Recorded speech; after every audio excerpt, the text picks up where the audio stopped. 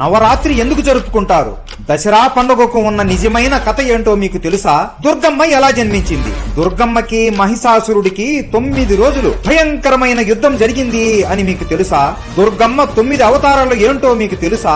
ఇవన్నీ ఈ రోజు వీడియోలో తెలుసుకుందాం. ప్రతి ఒక్క దుర్గమ్మ భక్తుడు, ప్రతి ఒక్క శివుడి భక్తుడు ఈ వీడియో తప్పకుండా మిస్ అవ్వకుండా చివరి వరకు చూడండి. సత్యయుగంలో పాతాళ లోకాన్ని రంబ్ మరియు కరంబ్ అనే 2 అన్నదమ్ములు పాలించేవారు. వాళ్ళిద్దరికి పెళ్లిళ్లు అయినా కూడా వారు ఎంత ప్రయత్నించినా వారికి సంతానం అనేది అస్సలు కలగలేదు. దాంతో ఇక దేవుళ్ల మీద భారం వేద్దాము అని ఇద్దరు నిర్ణయించుకొని దేవుళ్ళకి తపస్సు చేయడం మొదలు పెడతారు. రంబ్ అగ్ని దేవుడిని మెప్పించడానికి ఒక అడవిలో కూర్చుని చుట్టూ అంతా అగ్నితో నింపేసి ఆ భయంకరమైన అగ్ని మధ్యలో కూర్చుని తపస్సు చేయడం మొదలు పెడతాడు. కరంబ్ అయితే ఒక నదిలోకి దిగి శరీరం అంతా నది లోపల ఉంచి తల మాత్రమే బయటికి